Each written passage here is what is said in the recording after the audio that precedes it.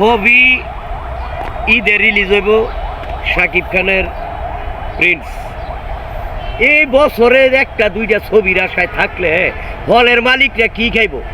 হলের মধ্যে বয়ে বয়ে বাদাম চাবায়, পান খায়, সিগারেট খায়, কিন্তু কারেন্ট বিল দিব করতে না মিয়া। এখন থেকে দেখতেছি আমি বাংলাদেশের কোনো সিনেমা হল নাই বললেই চলে, যাও 2-4-10টা আছে, এগুলো বন্ধ হয়ে দেবো। ওই এক নায়ক সাকিবের আশায় যারা থাকেন, একটা ছবি আইব, 1 বছরের কামাই কি একটা ছবি দিয়ে কামাইতে পারবেন মিয়া হলেরতে? এই হলের মধ্যে অপারেটরের বেতন দিবেন করতে, কারেন্ট বিল দিবেন করতে।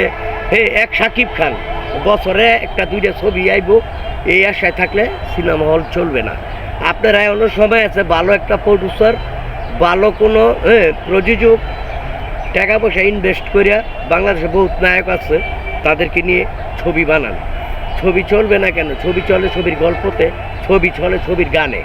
আর যদি এগুলি ব্যর্থ হয়ে যান তাইলে আমার লগে যোগাযোগ করবেন, আমি বানাই দিব এবং আলটিমেটাম দিয়ে দিব। বাংলাদেশ ছবি চলতো না কেন?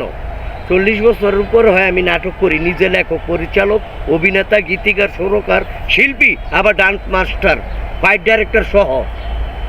বিশ্বাস না হলে সোনারগাঁও কারুশিল্প জাদুঘর ফাউন্ডেশনে আইসা আমার খবর নেবেন। এই যে নাটক করি, কেন মানুষ এত হুমড়ি খেয়ে পড়ে? নাটক ভালো হয় বলেই কিন্তু আমার নাটকে এত জনপ্রিয়তা। আর নাটক তৈল গিয়ে ছোট্টখাট্ট জিনিস, ফিল্ম তৈল বিশাল বড় জিনিস। ফিল্ম বানাইলে আমি কি বানাবো এটা আমার মাথায় আছে। ভিডিও ভালো লাগে লাইক কমেন্ট করে আমার পাশে থাকবেন।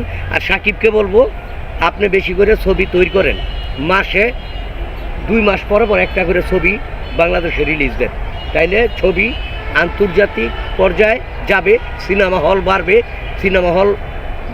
সিনেমা পাগল দর্শকরা ছবি দেখবে এবং সিনেমা হলের মালিকরাও বেঁচে থাকবে। আসসালামু আলাইকুম।